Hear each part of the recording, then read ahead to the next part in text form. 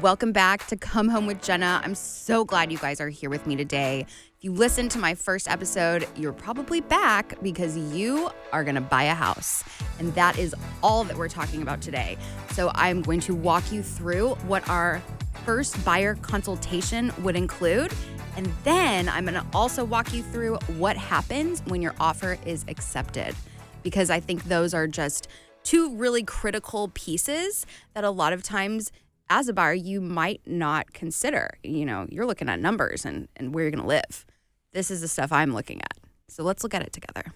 So the first thing we're going to do, if you're coming to me and we're going to get you your very first house, or any house really. I do this with all of my buyer clients. So I have kind of an exploratory meeting. And these are some of the questions I ask just to really get to know my client and their needs, because they might have a need that they have not identified as a need. So I will always ask what your time frame is, because some people will start looking a year in advance and some people's lease is up in 3 weeks. So we want to make sure that you're not homeless. My goal is to get you into a house and to not be homeless. So I need to know your timeline. When do you want to be in your house? And from that, I get to tell you that a traditional close is about 30 days. And in this market, you're probably going to have to give some type of a lease back. A lease back is when the home has closed. You are now the owner. You have purchased it.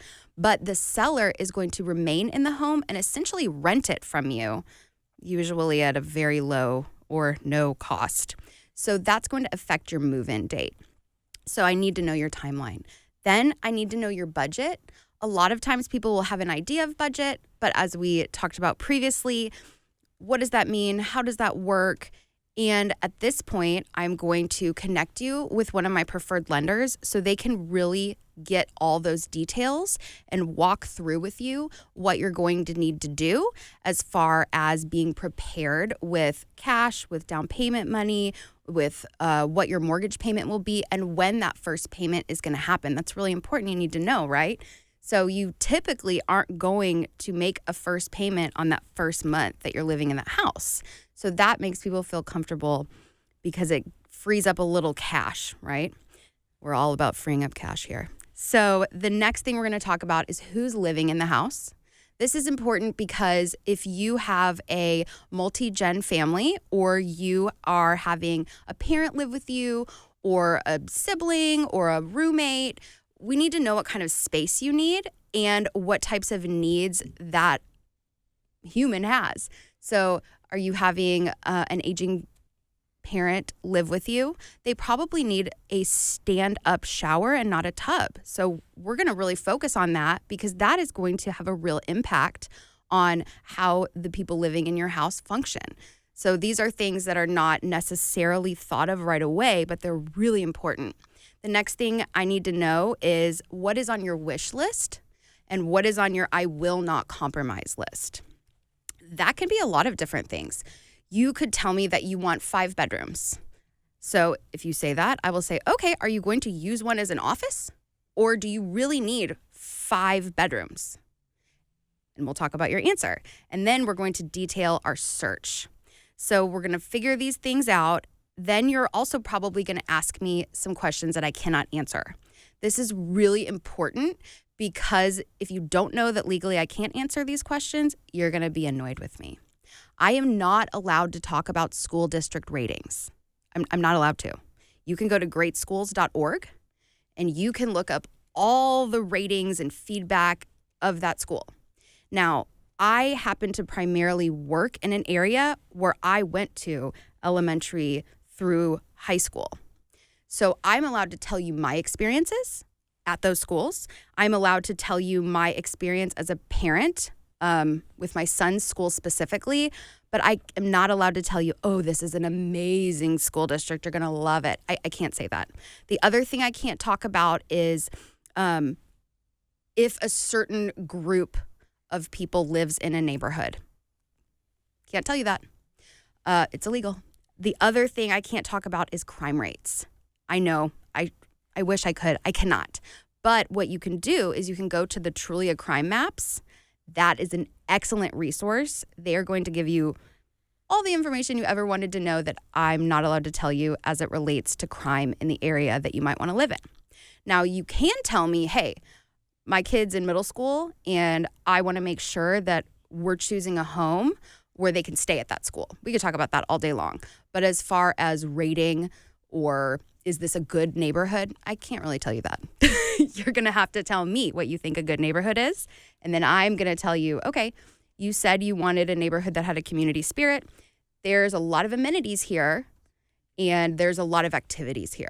So that's kind of how we work within the topics that I am allowed to talk about. The next thing I'm going to ask you is, how long have you been searching? And do you have another agent? Are you already working with somebody? This is really important because remember, I told you to interview multiple agents. So please do. But I need to know if you've signed a contract with one of them because I cannot work with you if you are under contract with another agent. And ethically, I think that's lame and shady. So not doing it. So then we're going to go into my contract. It protects both of us. A lot of times there is a huge hesitation to sign a contract. And I get it. I absolutely get it. But if you sign a contract with me and then you decide that you don't like me or things aren't working out, you can fire me. You can fire any agent. And that's also done with a contract. So the contract protects both of us. Something you might not think about is how I, as a buyer's agent, get compensated. So typically in the state of Texas, the seller is going to be paying at least a portion of my commission, okay? So it's very important that we have a contract because you're most likely not paying the biggest part of my fee, okay? The seller is. But who am I working for? I'm working for you. I'm only allowed to do that if we have a contract, and that contract is going to create agency. It is going to allow me to work on your behalf and in your best interests. And it also shows you that I am working for you, even though you may not be paying me as much as the seller is paying me. Very important. And all of this is done at that first meeting. Thank y'all so much for sticking around. Just to reiterate what we had a little chat about, we talked about different questions that I'm going to ask you in a preliminary buyer meeting before we even look at houses or areas. I did have a question, Jenna. Oh, tell me, Producer Riley. Oh, well, I was wondering, do people come and ask about pets? When we ask about pets, we talk about what type of pets you have and what is allowed. So sometimes an HOA, which is a homeowners association, they are kind of the umbrella that goes over a community, a building, a neighborhood. It gives the residents a voice. They also are going to collect money. They're going to provide amenities, all sorts of things. So some of them have rules. There's one master plan community that I sell quite a bit of real estate in, and they do not let you have more than 4 pets. So you cannot have more than 4 cats. You cannot have more than 4 dogs. You cannot have more than 4 anythings. I don't think fish count. But yeah, absolutely, Riley. That's a great question, super important. And, we want to make sure that if you need a yard, you have a yard. Or you have a dog park if you need a dog park. Things like that are really important. So, Jenna, you said there's some questions that, someone can't ask you. Are we allowed to ask if it's a young neighborhood, if it's an older neighborhood? Like, what kind of is in that area? So age is really one of the only protected classes that we can speak about, specifically because there are certain neighborhoods that are 55 and up only. So that really allows us to talk about age. I cannot tell you, oh, this is where all the young, cool families are and there's tons of kids. That I cannot tell you. But I will point you to the amenities in that neighborhood, especially if you have kids and you want a community, which a lot of my buyers who have kids want a community where they can make friends and, be around other families. I can't say families, but I can point you to the amenities in that neighborhood and say, hey, why don't you go down to the park on a Tuesday after school or on a Saturday? See who's there. That's probably who's living in the neighborhood. I can talk about age as far as statistically speaking, any metrics that are measured, I can talk about. So if it's a 55 and up community, we can talk about that. If this is a young professional community, we can talk about that too. So there's always a way to get the information. I just have to be really careful because I don't want to discriminate and I definitely don't want to get sued. So our next topic that we're going to get into is what happens when your offer is accepted. So yes, we're missing the search, but come back later. We'll figure that out together. So let's say your offer is now accepted. We refer to that as an executed contract. So whenever you write an offer, what we're going to do is go over the terms. Now, you don't have to get crazy overwhelmed because there's a lot of terms, but my job as your agent is to explain what each of those terms means for you. So we have an executed contract. We've submitted an offer. The offer you've submitted isn't an email. It's not like I'm just calling the agent and like, hey, Sally, we'd like to put in a bid for $500,000 and close in a week. That's not how it works. We write a contract and you sign the contract. And then if the seller accepts your contract, they sign that same contract. And then we have what's called execution. So either the listing agent or I will write the date on it. That is official. This matters to you as a buyer because that is when your clock starts. The entire contract is really based around time. So essentially, we're going to have a checklist. All of my buyers get this nice little message, and it is going to tell you every day, what do you need to do? So the first thing is you need to know your option period. Your option period is your time as a buyer to do due diligence. So you want to, please hire an inspector. It's a whole nother episode, but please Jesus, hire an inspector. You want to get that inspected. You can. You have however long has been negotiated to really dig into this house. You will have access to the house. If you want a roofer to come, they're allowed to come and tell you about the roof. If you want anything looked at, or even if you want a contractor to come by and say, all right, we hate the green kitchen. What is it going to cost? You can get estimates during this time as well. This is also an important time because it is the only time that you can back out of the contract with little to no financial loss. So you're going to pay for the option period. That is going to be a specific amount of money. And if you leave the contract, or we call it walking, if you walk during that option period, you will lose that option money, but you will keep your earnest money. This is important because earnest money, everything's negotiable in Texas, but it's typically around 1%. All of that money, both the option and the earnest money, you have 3 days from when your clock starts to get that turned into the title company. Title company is going to be your best friend. They're very involved, just like your lender is very involved. So we've executed a contract, and you know what that means now. We have gone through option. You love the house. You're excited about it. You don't need to ask for any repairs because the market is how it is right now. And we are now going to make sure that you've delivered your earnest and option money to the title company. The next thing we are going to do after option is over is we are going to fill out our buyer sheet. You can wait till option is over because you don't need to do this if you walk from the deal. This is something that the title company is going to send you, and they're going to want to know all of your information. You are going to respond. It's going to be great. The next thing you're going to do is probably have a drink. I mean, like, let's get real. When you get through option, you deserve it. I'll buy it for you. Then you are going to check the property status on the MLS because you want to make sure that it now says either contingent or pending. This is important because you don't want other people coming in thinking that they can put a bid on the house that you have under contract. So we're going to check that. Now you're going to do a ton of work with your lender. Sorry, lenders. I love my lenders. But you're going to love me at the end of this, and those lenders are going to wear you out. They're going to call you. They want every document, and it is vital that you get those docs in on time because if you don't, you will not close on time, and you could lose your house and your earnest money. That would be really bad. So you're going to talk to your lender. You're going to make sure that they understand the number of days that we put in your contract for financing approval. This is your Hail Mary, get out of the contract pass, okay?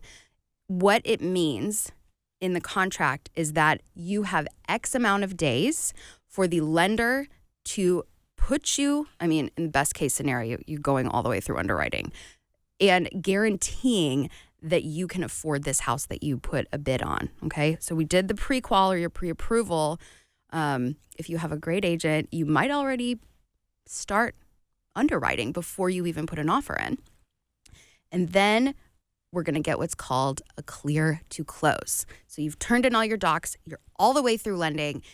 And in the state of Texas, you have to get your closing documents or preliminary closing docs 72 hours prior to closing. So you want that clear to close before that, if possible, so that your numbers are correct. Clear to close day is the best day. It means the lender says you can afford this house, and the sellers are excited because they can pack up because they know you can afford this house. And we are so close to closing. So here we are.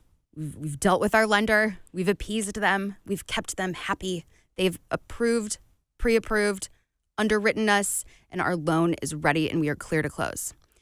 This is when you need to pick a home warranty company. So a lot of times I will write in my clients' contracts that the seller puts a certain amount of money towards a home warranty. Even if they don't put money towards a home warranty, even if they don't put money towards your home warranty, you are allowed to purchase a home warranty. And you should. It protects both you and the seller. And you want to look at multiple companies. The way I pick one, who has the highest payout rate? That's what it comes down to. And the items in your home that you're concerned about, small appliances, HVAC, you want to make sure somebody's covering that because you've done your due diligence, you've had your inspector come inspect, but the inspector can only look at what they have access to. So if you find something that we didn't have access to during the inspection, sometimes your home warranty will help make that feel a little less overwhelming if you have a big issue come up. Then we've picked our home warranty. We are going to make sure that you have homeowners insurance, right? Especially if you've never owned a home before. So I'll send you to one of my favorite insurance people, or you call your own insurance person. Doesn't really matter, but you cannot close on your home if it is not insured. So you need homeowners insurance. Then you are going to hire your movers or call your friends, whoever's doing that for you. And this is vital. Listen to me now. You are not going to hire movers for the same day as closing. Repeat it with me. No moving on the day you're closing because your closing could get pushed. Things happen. You really don't know. All right. So you're going to hire movers and you're going to hire them for like the day after or a couple days after, not the day of closing. You're going to have your homeowner's insurance. You're going to prove all of that to the title company. Then you are going to confirm the amount of money that you need to bring to closing, okay? You are not going to bring a bag of cash. I've had a client do that. Yeah. They won't take it. That's questionable, okay? You're going to either bring a certified check or you're going to wire that money. Wire fraud's a thing, so make sure you confirm your wiring instructions once you receive them via email, okay? So that's how you know how much to bring. Now, if you're purchasing anything else from the seller, so say they have a really cool movie theater setup and you love their chairs, but they're not connected, so they're not conveying with the house, but you are buying them. It's pre-discussed. That you could bring a regular check for. Now, we're all at the closing table. Do not forget your driver's license. Please, please, please don't. It's a nightmare. If you do not have it, you cannot close. Your passport works too. That's fine. But you need a form of identification. So then we're going to close. You've signed all the papers. Do you get keys? No. You still don't get keys. It has to fund. So your money and the mortgage lender's money has to go to the seller. It's got to be paid out. That's what we call funding. And you do not get keys until you have closed, the seller has closed, and your loan has funded. So usually I'll call you or the title company will call you and we'll say, you can have keys, Miss or Mr. Buyer, because you have funded. And then, we're very excited. Then you're going to move in. And that is pretty I mean, that's it. These are the steps you should be prepared for, and you will not be overwhelmed. You will not be stressed because you know what to expect. And really, that's the hardest part, knowing what to expect. Once again, y'all, thank you so much for hanging out with me today. I love it. Please keep sending me your questions. Remember, I am at comehomewithjenna.com, and I love hearing from you. So my sweet, sweet buyers, this was all about you today, and I want your feedback. Tell me about your wonderful stories. Tell me about your scary stories. Tell me what you're nervous about. Ask anything. I know I covered a ton of stuff today, so you might want a little more detail. Please let me know so I can let you know the information that you want. Also, please please subscribe, and don't miss next episode. This one's for my sellers, y'all, and you're gonna love it. You're gonna love it.